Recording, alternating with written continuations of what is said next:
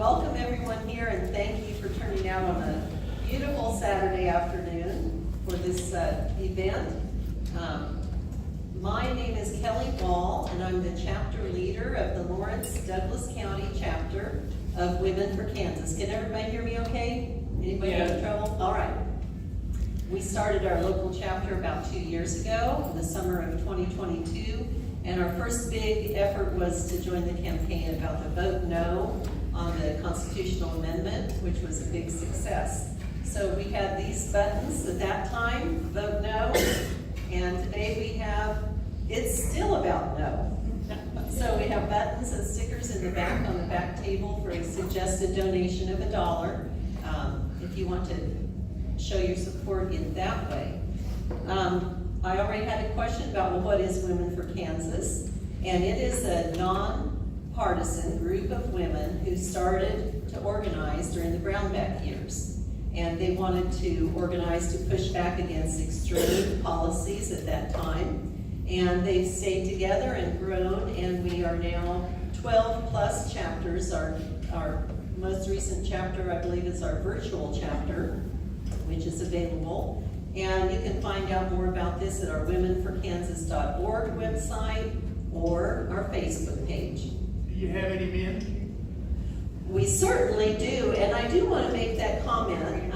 My husband is often our recorder and my supporter, and I want you all to know men as well as women are welcome, and we do have a special emphasis on motivating and educating women and getting them more involved in politics. And I can just say from my own personal lived experience, during the years I was, taking care of young children and working, I didn't give much time or thought to politics, and now I have the time and definitely the interest. So that is our special focus, but of course all are welcome in our group. So thank you for asking that, Charlie. So our mission statement for Women for Kansas reads that our mission is to recruit, motivate, and educate women who will actively participate in the process of electing moderates to public office who will advocate for moderate policies. And I'm in Lawrence, Kansas. I always feel the need to really talk about, well, what does that mean, moderate policies? So our legislative policies are a fair, progressive tax system that adequately funds public services, a court system free from political influence, equal rights for all citizens, separation of church and state. To me, these are bedrock pillars of democracy, but these are our legislative priorities.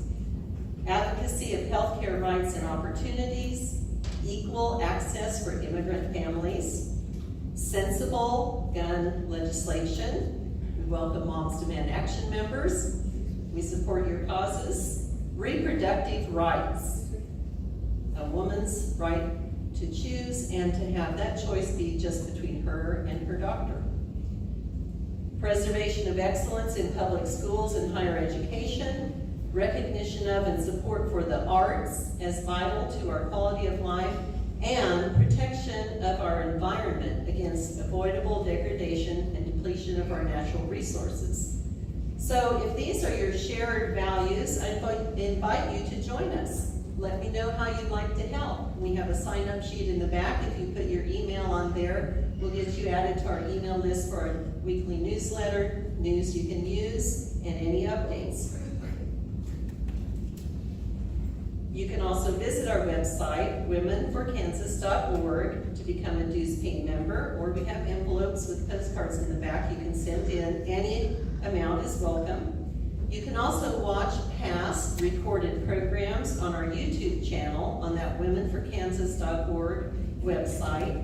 And today's program is also being recorded and will be posted to that YouTube channel in a few days. So if anyone says to you, oh, I wish I could have come, let them know it's recorded and available on the YouTube channel on our website.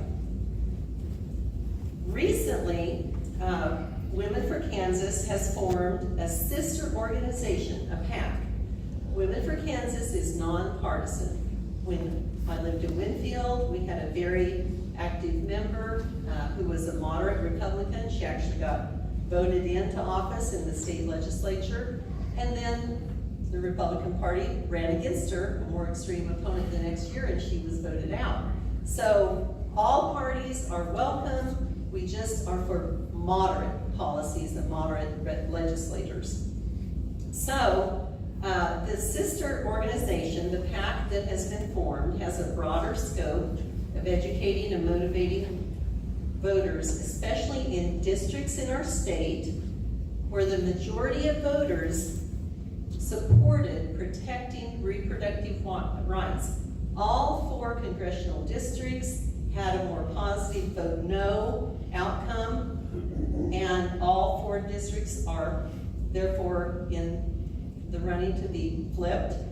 Our PAC is how we would go about addressing that, and we have a project that's coming up. We're going to be mailing out 40,000, the PAC will be mailing out 40,000 postcards to voters in districts that are deemed flippable, and that is going to cost approximately $15,000. So there's a letter in the back.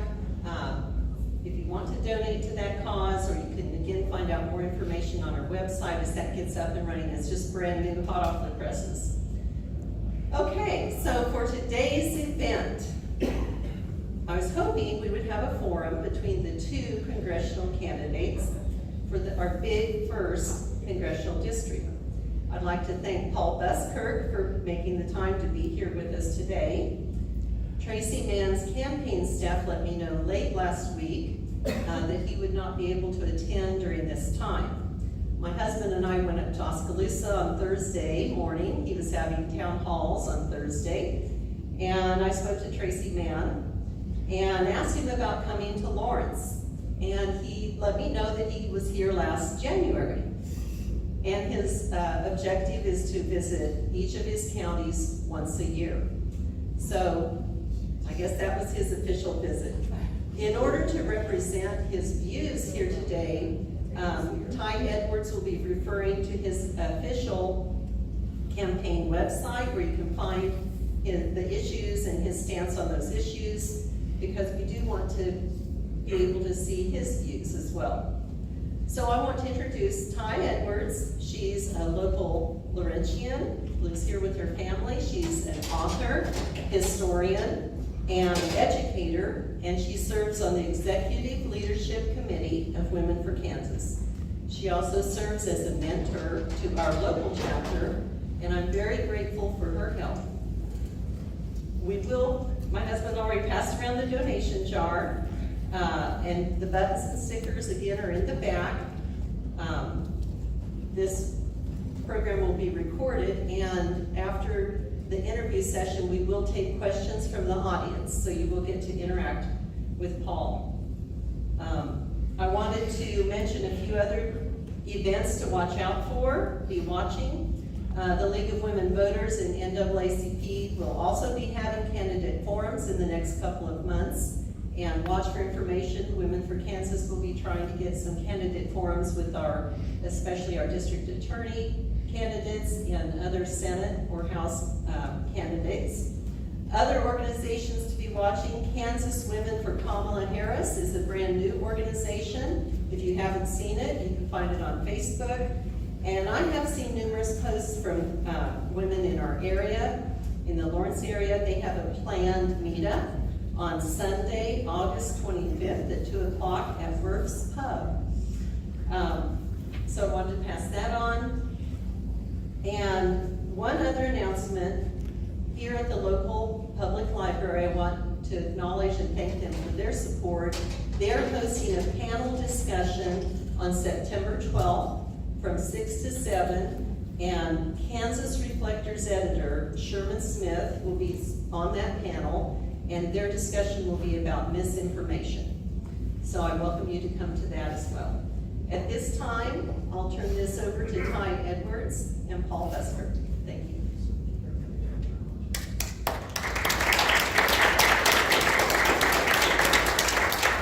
All right, thank you all for coming out on this Sunday afternoon. And again, as Kelly talked about, one of our goals is to put the candidates in conversation with each other, even though not all candidates are present. So we're going to use the resources that candidate has shared online open access. So Paul, thank you for being here. We're excited to learn more from you. And I should say, Paul does have a table at the back, right? So afterwards, if you want to learn more about his campaign, support it, volunteer, there's all kinds of options for doing that. So let's just start at the beginning. Tell us why you are running for U.S. Congress.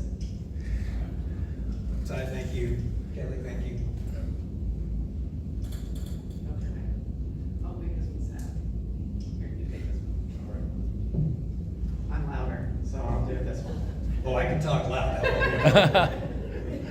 Grateful to the Women for Kansas for inviting me here today. My thanks to my bride of 32 years, Lauren Yoshinobu, who is helping out in the back of the room. So I grew up in small town Nebraska, a small ag community called Holdridge.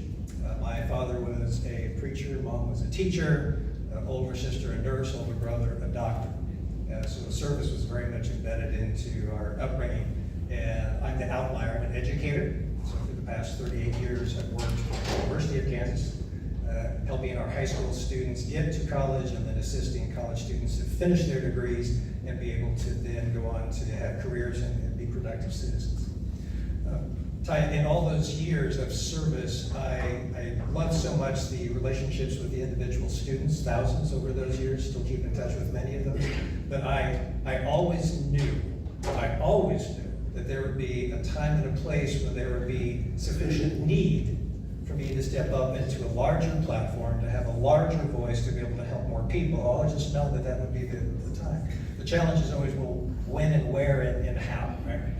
And I can look over my shoulder for so many years and thinking, okay, well, this was the moment. And I think I was trying to push the round peg into the square hole, and no, that wasn't it. And there were moments of frustration. But 2 years ago, in middle of May, many of us know this all too well, is when the news of the Supreme Court overturning Roe v. Wade with the Dobbs case.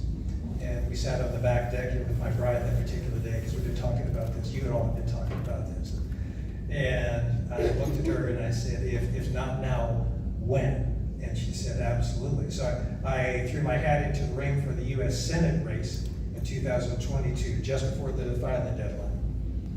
2 months I crisscrossed the state, 6,000 miles, which I put a lot more miles than that this time.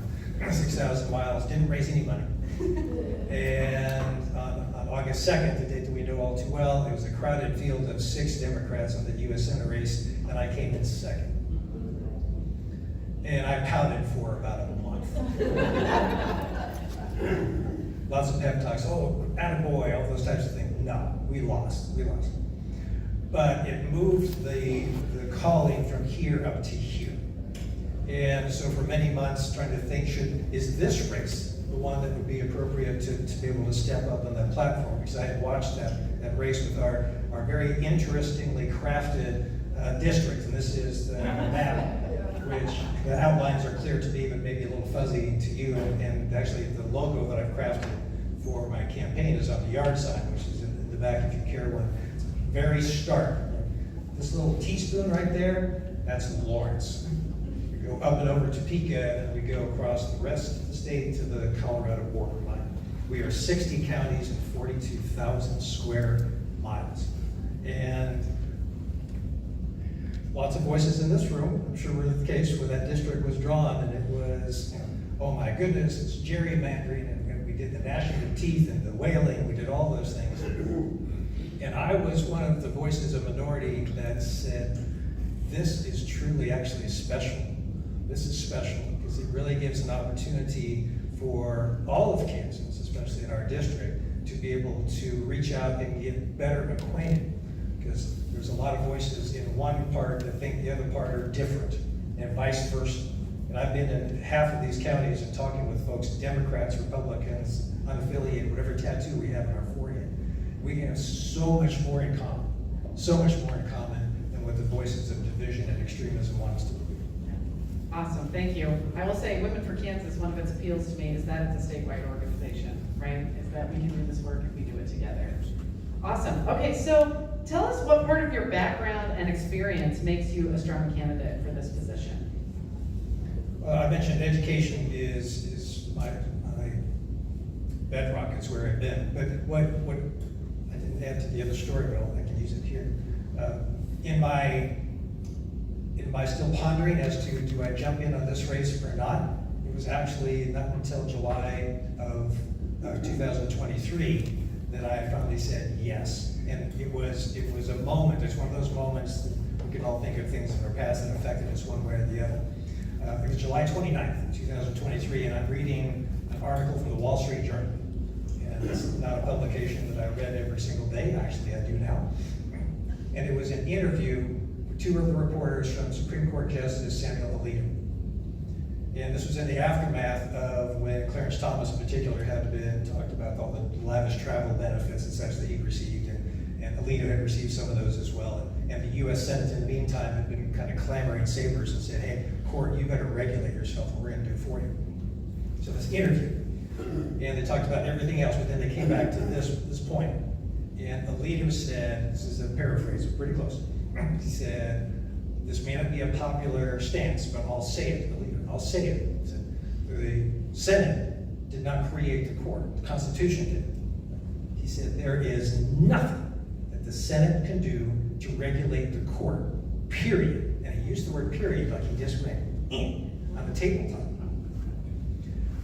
And so I had to read that 2 or 3 times and thinking, okay, maybe he didn't really mean to say it quite that way, or maybe he did, I don't know. But that just came off as just arrogant, just arrogant. And I used to use that word earlier in this journey, but I pulled back from that because I'm listening to my mother, who's been gone now several years, and she raised me like I'm sure your family's raised you, that we believe the best in someone until they demonstrate to the contrary. I choose to believe that most, maybe nearly all of our elected officials walked into their roles and responsibilities with tremendously good intentions and open hearts and a willingness to serve. I choose to believe that. I also choose to observe, and I see that I believe many, perhaps most, have lost sight of that service. And I watch as you watch, and it is so frustrating.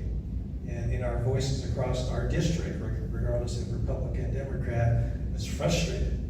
You've lost sight of your job, which is to take care of business and serve the needs of the communities. And service is who I've been. It's what I've grown up to believe and to know.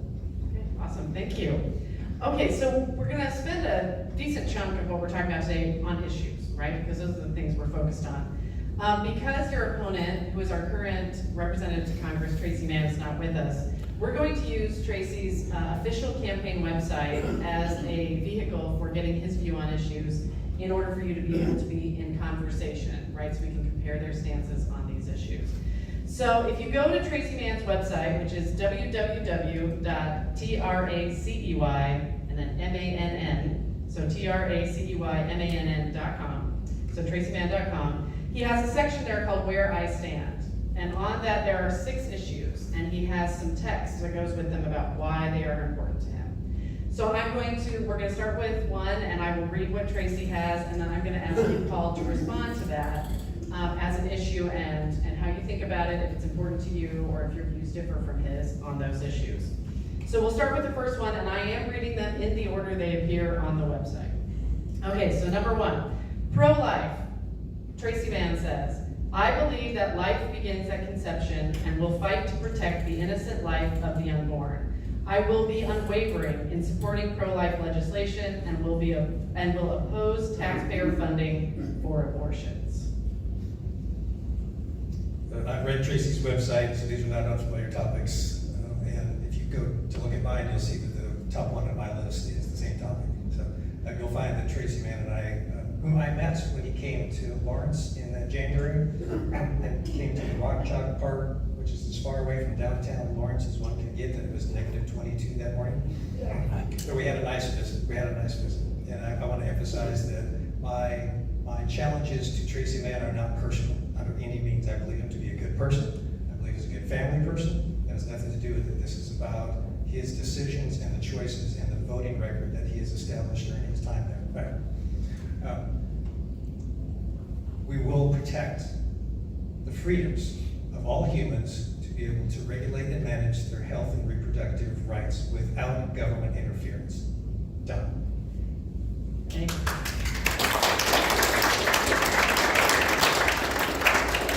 Okay, the number 2 issue on his Where I Stand page page. Tracy Mann says, the right to bear arms is fundamental, I'm sorry, it says pro-gun. Then it says, the right to bear arms is fundamental to our Bill of Rights and is part of the bedrock of what makes America exceptional in the world. I'm a proud NRA member and will stand up against efforts to diminish or weaken the rights of law-abiding Americans to own, carry, or use firearms. I do believe you said that there's some members of the Moms Against Violence group here today. Several hands up there. Thank you for your presence. So I'm used on occasion. I'm a historian to the point where I observe, but not necessarily an expert. I certainly don't claim that.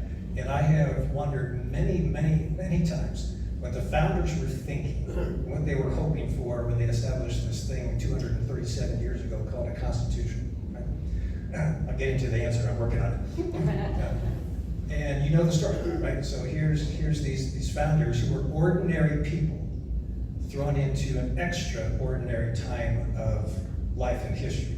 And they crafted this thing, and then they had to go out and sell it. And these were 13 unruly colonies that had just thrown off the chains of the British and weren't too excited about having a new czar or emperor that was taking over these colonies.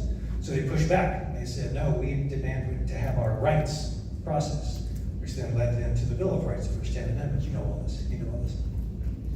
I'd like to think that the founders would expect that some common sense could be included in the process, because everything evolves. Nothing's going to be static.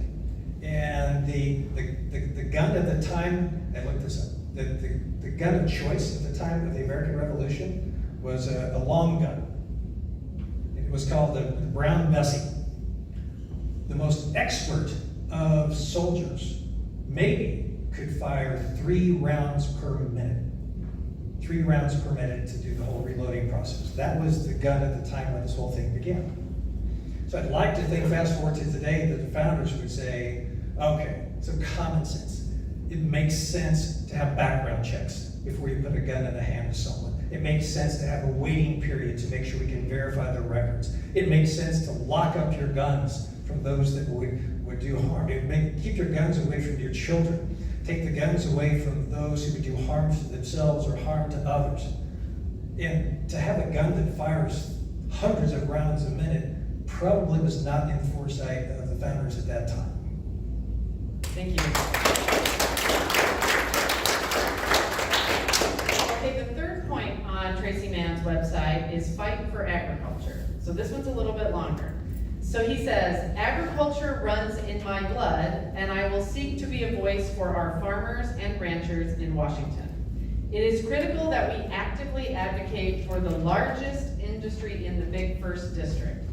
I will seek a seat on the House Agricultural Committee and look forward to serving on the committee as long as I am in Congress. Kansas farmers feed the world. Free and fair trade is crucial for increasing demand for our livestock products and crops around the world. I intend to serve as a champion for free trade throughout my time in Congress. Crop insurance is critical in assisting farmers in managing risks that are unique to agriculture. I support efforts to add as much value as possible to our agricultural products grown and produced in Kansas before they leave our state. Okay, so Paul, how do you respond? So Tracy and I are not going to be 180 degrees on everything. That makes no sense. Of course we're going to support agriculture. His family has family farms. He grew up in the element. I expect him to be an expert. I heard what you said in that one phrase that maybe I could come back around here for a moment, the crop insurance, which is extremely important. So in general, the federal government subsidizes crop insurance about 60%. We've all been reading about this thing out there called Project 2025, right? And the Heritage Trust Foundation, you've read all this stuff. And President Trump is pushing back, saying, no, it's not me, it's those other folks. So the Project 2025 cuts across all spectrums. And when it comes to agriculture, interestingly enough, it actually indicates that they would push back to decrease subsidies for crop insurance. And they would eliminate the safety nets called the agriculture risk loss and the price loss coverage. There we go. You may have to fact check me on those. So to hear Mr. Mann indicate that he is so adamant in the sense of crop insurance in particular, but then we're running on a platform that has this undercurrent there. I really wish he were here because I'd like to ask him about that. Awesome, thank you. Okay, so number 4. This one says, support President Trump. So Tracy Mann's website says, I support the president in his efforts to make America great again. President Trump has kept his campaign promises, including nominating pro-life conservative judges to the Supreme Court. His efforts to secure the border, build the wall, and improve our trade deals help ensure a strong America for the next generation. So how do you respond, Paul? Donald Trump is a voice of division. Donald Trump is a voice of extremism. And Donald Trump is a voice of hatred. And anyone that aligns himself with that is not eyes wide open as to what the future of our country if we go that path.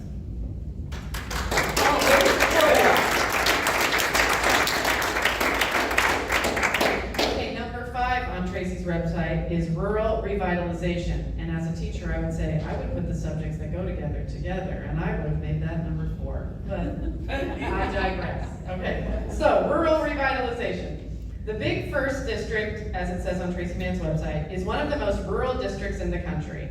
Our rural way of life is not understood by all, but I believe it to be the heartbeat of America. We must do everything possible to help our rural communities to not just survive, but thrive. And access to broadband throughout the district is critical. Well, he's mostly right. And we've read about the western part of the first district and how it shrunk, how it's so difficult to get access to health care, how difficult it is to access to teachers who will stay.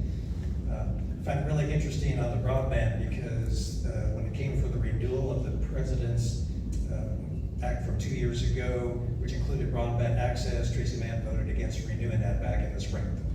Anyway. Okay.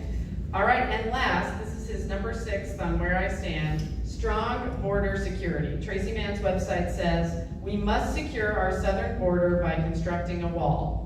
This is a national security issue, a human trafficking issue, a drug trafficking issue, and just makes common sense. How do you respond to that? So I'm going to go halfway with him, and there's a need to manage the border. I do not believe in spending billions of dollars to create this wall. And actually, this might be when we have a turn from me to come around the corner, or maybe come back to that. Yeah, okay.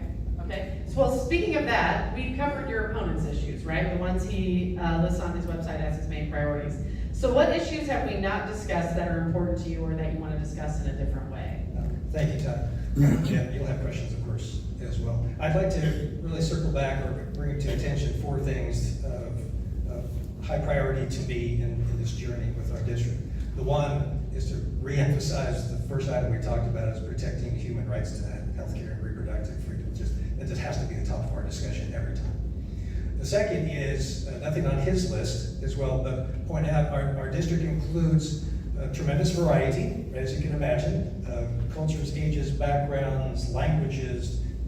Dodge City K-12 schools, I was informed, had 82 distinct languages spoken in it here this last year, just amazing.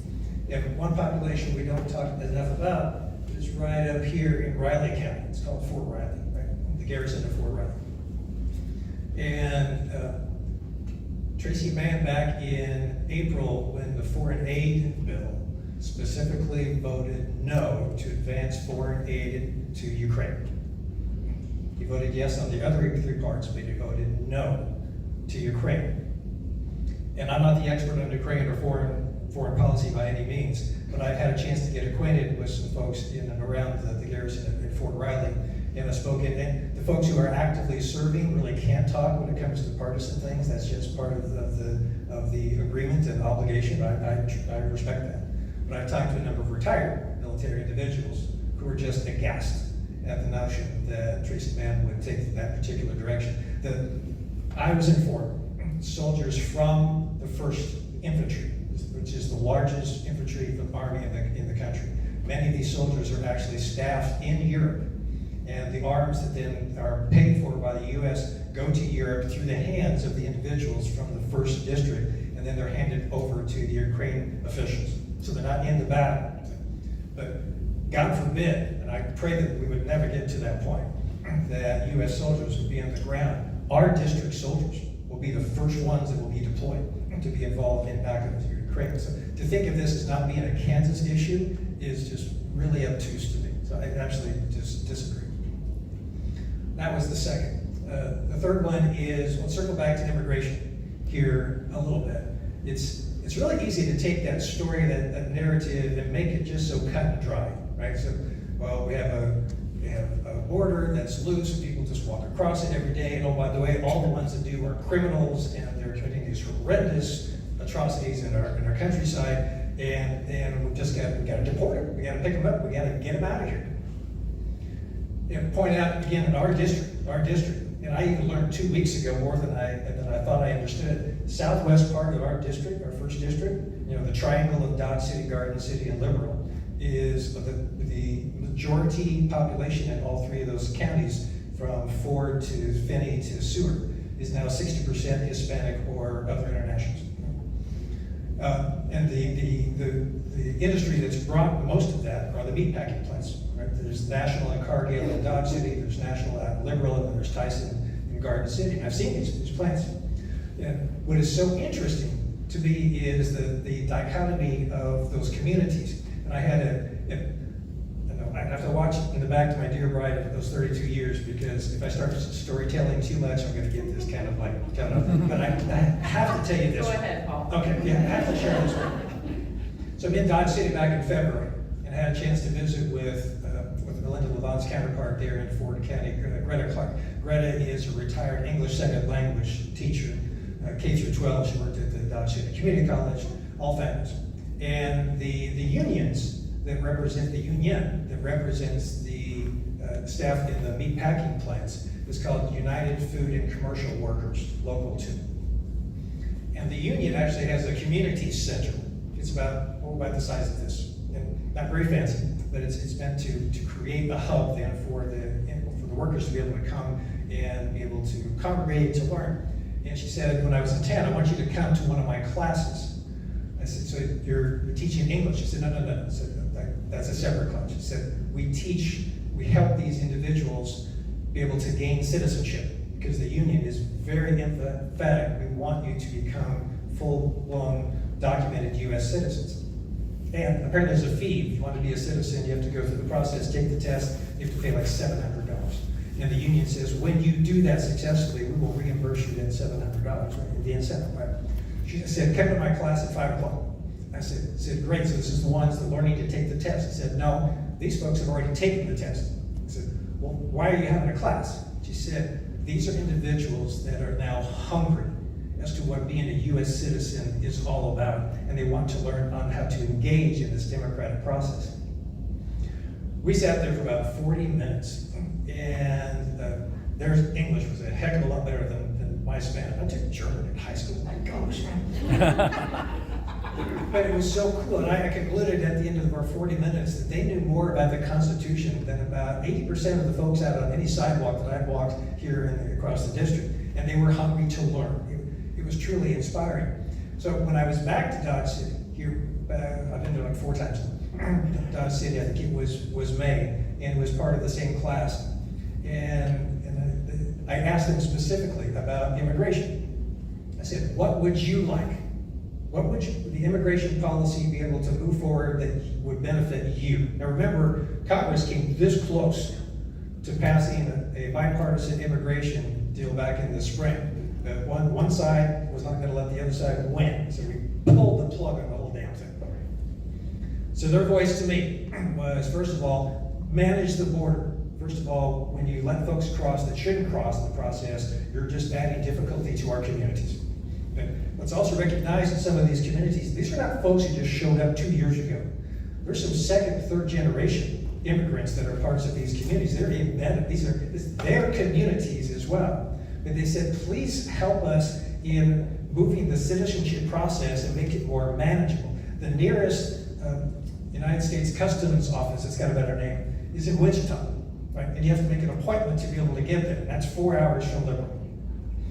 There is a mobile service. Apparently Jerry Moran was able to make that happen to create once a month there's a truck that comes around. Well, that's better than nothing. So help us well-intended folks that want to become productive citizens. Now, the narrative is, this is where I really wish Tracy was here.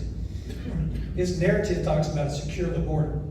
His narrative also says, I pledge allegiance to Donald Trump. Donald Trump also says on day one of his administration, amongst other things, he's sending out the Immigration's Custom Enforcement, and he says the National Guard, don't think that's legal, and he's going to round up and deport every undocumented person in our country. I looked it up today. The last number in Kansas is about 70,000. Best guess, 70,000. Not only does this tear human families apart, right, just horrible things. Do we know what the impact is going to be on the economy in our state? Not only meatpacking plants, we've got a dairy coming into Dodge City. Salina has a significant industry now supported by immigrants, which is fabulous, right? And the Congressional Budget Office issued a report 1 month ago, that said if the pre-pandemic levels of immigration have been consistent, if we get back to that level, in 10 years, the savings because of the growth to the economy, we could reduce the national debt by $900 billion. It will crush our economy. So Tracy Manning has not spoken. You can't have it both ways. I agree on securing the border, but no. You're either all in or you're not. So I'm really interested on the next time I see him, what he's going to tell me about it. And then the fourth one, you're very patient, folks. You're patient. This is one more story, unless you start asking story questions. And this one kind of loops back to the principles of the Women for Kansas that you read for us earlier. It was a month and a half ago. I'm in Belleville, Kansas, about 2 hours here. It's closer to the Nebraska border, at the North Central Kansas Free Fair. It's in Republican County, not Republican County, Republican County. And just visiting with good folks coming by, but this one young lady came up and we chatted for a little bit. And she told me her name is Zoe. She's 22 years old. She was actually there because of her employment at a different booth, like we see at the county fair. And she just chatted for a little bit, and Zoe said she did not graduate from high school. She said she's working on her GED, and has 2 young children, I think ages 3 and 1 is what she shared with me. And she's working at the local grain elevator. She does some maintenance and does some painting. And she just wanted to talk. I think, well, that's fabulous. So she offered that this was a 5-minute conversation. She said, I think I'm really concerned here, Paul, about the future of our country. I'm not sure what it means for our children. And I said, well, I understand that. So I said, so what's the source of your information? Where are you getting your news? And she looked at me and she said, TikTok. And she wasn't smiling. And I tried not to smile. I didn't, right? Because that's what she said, that her news comes from TikTok. And whether that was legitimate or whether it was accurate, but that really sunk in to me. And I had a chance to visit at a different county fair and really I'm preaching to the choir here, folks, I know that. I said, but the outcome of this election is not the all-time of all history. That would be a little bit, but it's critical. It's critical. And it is imperative for everyone in this room, outside this room, beyond, across the district, to be informed about the choices that are in front of us. And when we hear, it happens to me, when I hear, well, I heard something on Fox. Oh, well, that must be coming, that kind of news, right? Or I heard something on CNN. Well, no, that's kind of that kind of news. Or someone who's a Republican told me this, or someone told me, a Democrat said this, it's like, I need to go figure it out for myself, right? And make it honest. That's what the founders gave to us, is the obligation. With rights comes tremendous responsibility to be able to work hard, to be able to say, I looked into this, I believe in this, I choose this. That's the imperative I would ask for us today. Those are my 4 things. Awesome. Thank you. I will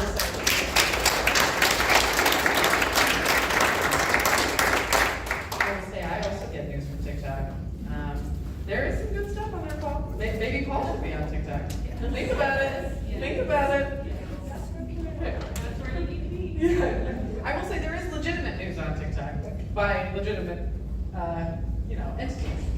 All right, so we've talked a little bit today since we've been here about how we invited and really wanted Representative Mann to join us. He says he only visits each county once in a calendar year, and Lawrence had already been checked off. So when we think about that dynamic and that paradigm, if you were elected, how will constituents engage with you? As I want to talk about Tracy, as we can imagine someone that holds some fairly conservative beliefs, which is fine, choosing to walk into Lawrence, which is a historically fairly liberal leaning community, all good. Maybe you don't always get a chorus, right? I can assure you, I have walked into many communities across our district, which are historically conservative Republican. And the first response I get is not necessarily a handshake and a hug, and come on in and have coffee with me. But there are opportunities to do that, right? That it takes patience. And one of my stories is I'm in Thomas County, which is Colby. This was about 3 months ago, and I was there for 2 days. On the second day, my two hosts, a retired farmer and a current farmer, said, hey, we'll pick you up at the hotel at 8 o'clock, and we're going on a tour. Great. So we hop in the truck. This was the biggest pickup truck I have ever seen. It was amazing. So we hop in, and we start heading east on the highway. And we're headed over across the county lines to Hoxie, Kansas. It's about 10 o'clock in the morning by the time we get there. I hadn't been to Hoxie before. We pull around the corner. He said, hop out. I said, okay. Come around the corner. There's this cute little coffee shop. He said, we're going in. I said, yep, I say yes to everything. That's great. Well, it turns out that the driver of the car, the retired farmer named Jerry, grew up in Hoxie. So we walk in, and the table's empty over here, but the two tables over here pulled together. There's about 7 women that are there with their coffee having a chat. And I get the vibe really quickly that this is their coffee shop, right? This is where the problems of the county are solved, or certainly discussed over and over. All good. So Jerry goes straight up to the group. Again, he's from Hoxie. He's probably 80 years old. And he starts chatting, and they start introducing. They all realize that they know each other one way or the other. We're neighbors to this person. I love that. And so he looks to me, because I'm just gonna stick. I didn't know we were doing this. Right? I'm just following the leader. He says, Paul, come on over. In this moment, I'm really uncomfortable, right? Because we crashed this party, there's no doubt. And we started talking. About 2 minutes into the conversation, the one woman whose back was against the wall, who had not said a word, she gets up and she walks out. Maybe she had an appointment. I got a sense from one of her colleagues that she was not about to sit there and listen to anyone that had a belief system that was going to challenge her own. That's fine.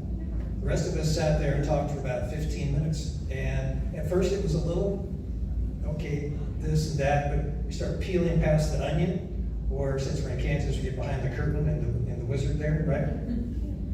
And we started finding some common ground about our families and the frustration. So, specific to your question, the element, I didn't think about this till right the second time. There's 2 answers.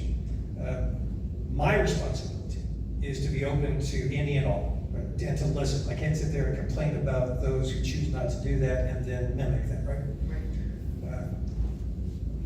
There needs to be a presence in the 1st district. There will be, right? I'd like to have one office in Lawrence. It's the largest municipality in the entire district. It seems to me that its time has come to be able to have that, right? And then certainly a staff that would be able to engage. But I also had a reporter 10 months ago. No, not that far. 6 months ago. And he said, what is your 100-day plan? You've now won the election, and history has been crushed. Manna has fallen from heaven. What's your 100-day plan? And in the moment, I was laughing kind of like you are, thinking, geez, crackers, I got a 2-week plan at the moment. You're talking about 100 days. But I had time to think about it. His name was Andrew Evans.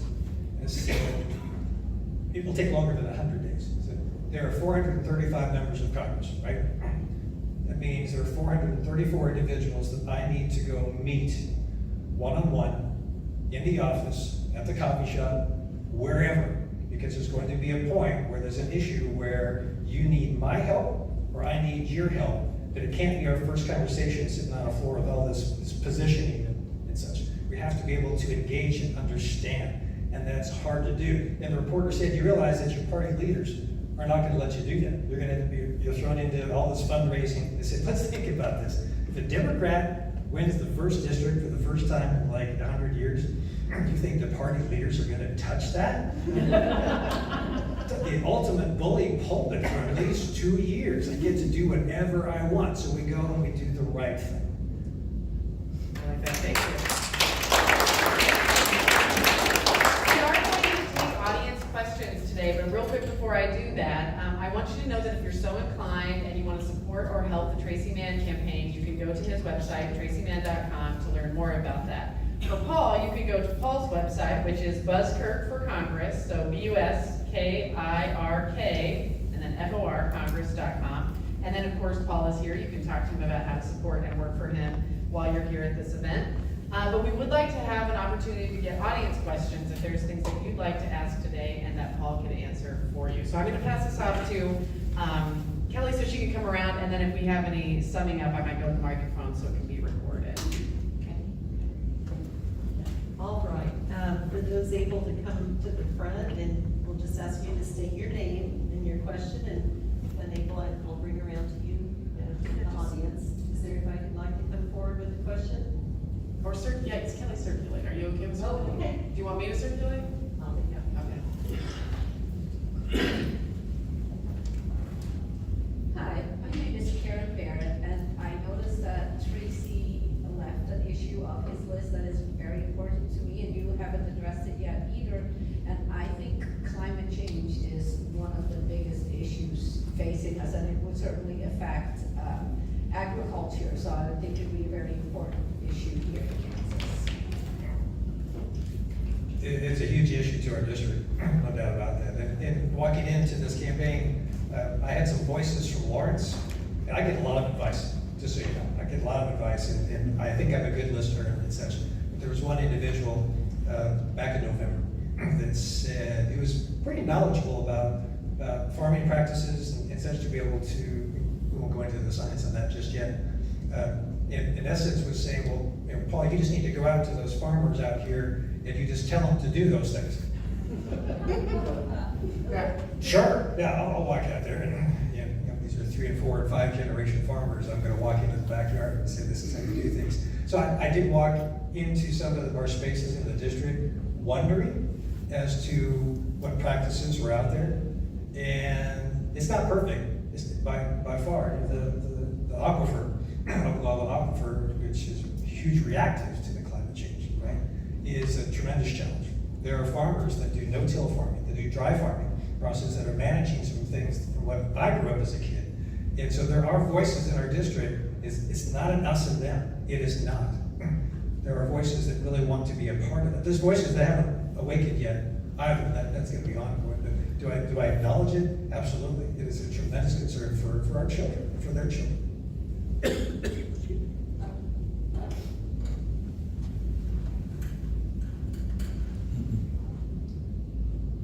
Paul, this is Charlie Crabtree. What about the debt? Well, we're going to solve immigration in the next 10 years, and we'll lower it by $900 billion, so we got that covered. Right? I am not an economist, far from it. Right? I thought I was going to be a physicist in college. That lasted like a semester. Then I went and did psychology, which is much easier. So I get 2 different stories on the debt. And I have to admit that I'm a tug of war. So part of me says, well, at home, got a checkbook. And when the checking account comes empty, then that's it. Right? And Kansas is one of the states, in fact, most of our states operate in a zero balance budget. That's what I've learned. Then we get this national debt. And I've heard other voices that talk about, well, no, debt is actually a healthy function, because the larger your economy, the more debt you can accept and help things grow. I have to tell you, that makes me a little wary, right? So there's this notion of you can't have everything. You have to make choices on what to pay for. And that's part of the obligation of government, is to listen to the needs of the communities and be able to say, yes, this is our priority, we're going to back it up. Or no, we can't do this today because, and we've seen the effects of the inflation that may be, I'm not the Federal Reserve next, that may be tied to then our national debt. I'm not sure that's the fabulous answer you were looking for, but that's what I got.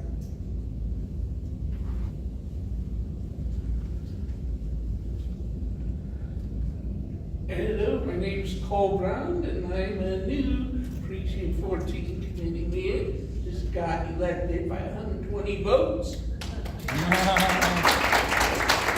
So, one of my questions for you, if you're elected, the thing that I care about is people's jobs and stuff. Look how many restaurants have closed here in Lawrence already, and our residential streets have not been worked on, not resurfacing or anything by the city. So what will you do if you're elected to help us out?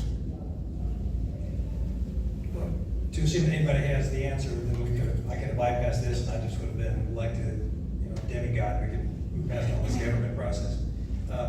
What I'm learning about our district, Cole, Lawrence is actually in a pretty favorable position. Granted, we have issues, we have some employment challenges, and et cetera. But there are, I won't make anybody guess, but if you think about it for a second, 60 counties sitting out there, which is the most impoverished county in our district? Just think about it for a second. Put the guess in your head for a second. Riley County, home of K-State, has 20% poverty rate. And most of it is a function of the residents that have been tied to the garrison of Fort Riley process. Because the junction cities in the next district over. And because Manhattan and Riley have no industry, it's a service community, right? So they're struggling to be able to manage what the needs are there and attract industry to try and be able to bolster their economy. And that's where it gets really interesting, right? Because there's not one voice in the district, Cole. There's not. The voice down here is convoluted. It is convoluted because there's the voices that talk about resources and climate and water. And yet the industry that is fueling and thriving in the Southwest is all based on corn, right? We grow corn to feed the cows, to have hamburgers and milkshakes. That's what it's about, and that's all it's about. So how do we continue to help the districts thrive? Because when one community thrives, we all thrive in that element. So it's an ongoing process. And I really think that when we continue to discuss and learn from each other, there's some insight out here that the folks in Douglas County could learn. And there's clearly some insights in this room, tremendous educated folks, that this part of the district would benefit from having.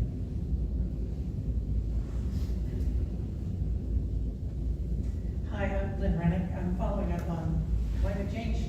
I've heard about the Green Glacier, the invasion of woodland into prairie and into everything, and trying to cut down these trees because they ignite so quickly in a wildfire and they spread. So, I mean, have any of the farmers even mentioned this kind of thing when you're talking to them?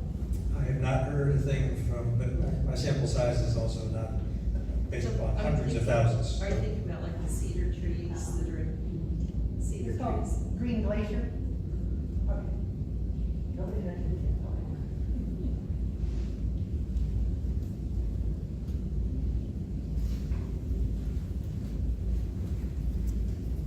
Hi, I'm Edith Guppy, and I used to have a job that took me across Kansas like that, so with many of the rural counties. And I'm curious about how you see revitalizing rural counties, especially when they appear to be so unwelcoming to diversity, to the progressive kind of ideas about DEI, about LGBT, about books. I mean, what's your idea about how we're going to revitalize the rural counties? I'm kind of a city girl, so, but I know the importance of it. Sure. I didn't mention earlier that there's several folks in this room. Edith is one of those that I've crossed paths with over many, many years, and I appreciate that you all are here today. I don't know. My mom told me that years ago. Said, "When you don't know, just say so and shut up," right? But I'll share that There are some communities that will choose not to vote. That's human nature. There are other communities that are choosing to move, and it's economy that is driving. And we talked earlier about access to healthcare and access to teachers as being just critical shortages in parts of our state. And sometimes when we are faced with innumerable challenges, sometimes that pushes us into a situation where perhaps we're willing to be creative in some regard. So, do I know how that plays out? I certainly do not. There's some folks that are just not going to change, no matter how much that you and I implore and beg and listen. But I'm still committed and believe to my core that it is the one-on-one connections with our neighbors and communities to be able to have a chance to get to learn each other. It is a lot tougher to be able to yell at somebody if we know their name and where they've grown up and what they value. So we'll see how that plays out. I'll take the freedom to just add one comment. The tiny town where I moved after Lawrence, Wilson, Kansas, actually, for a while, they had that Homestead Act where the city prepared lots for people to come and move there for free land, and they actually gained population for a while. Kansas has a lot of land, so I don't know, that's an idea. We can continue. Any other questions? Oh, I'm a storyteller and I'm also from Nebraska, so I hope I'll be glad to have a little indulgence. As you know, homelessness is a problem that has gotten a lot of attention in Lawrence and Douglas County as well as just about everywhere else.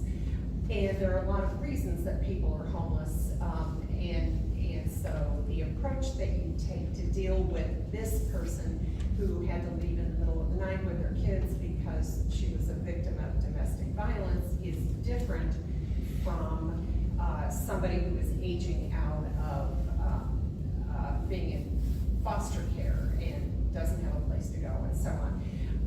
I don't think, recently in the Lawrence newspaper it was reported though that despite all of the effort and attention and money and time that's been put into the homelessness issue in our community, the numbers are actually going up.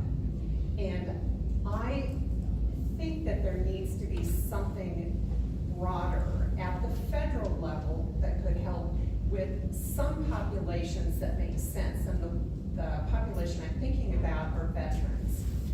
Would you support and work for making the VA a primary driver in providing housing for veterans who don't have another home? You and I started here and we ended up on the same page. I was going to take us to veterans if you had gotten there first. And from what yes, let's start there. Start there. So what I've learned again in the travels and such, and it's not unique to Riley County by any means, but certainly veterans make up a significant portion of the homeless situation for a variety of reasons, whether it's mental health and whether it's all sorts of things. I think I've met some folks from the Veterans Administrations of Kansas. Actually, I have on my list, I'm going to a tour of the Fort Riley on September 18th. I'm hoping to connect with folks there, and then the week after with the Veterans Administration. So I certainly don't have a blueprint I'm going to hand to you because it doesn't exist for me, right? But I think we're on the same page about the needs element there. And I get different questions at different parts of the district when they hear from Lawrence. The one that is common across all the questions is, what's the deal with your homeless situation? Because they perceive this as being a tremendous challenge, and it doesn't exist in numbers in other parts of our district, as apparently, from their perspective, that apparently it does here with us. So I'm not here to solve homeless, certainly in our county right now, but that's just the perspective that I'm here. okay, we have time for one more question and then we'll wrap up. So.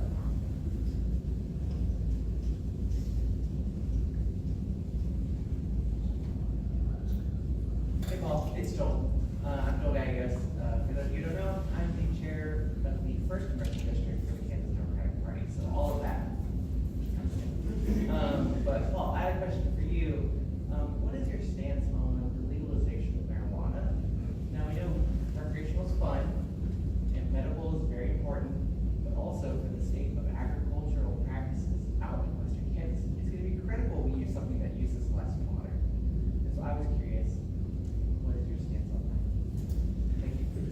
Thank you.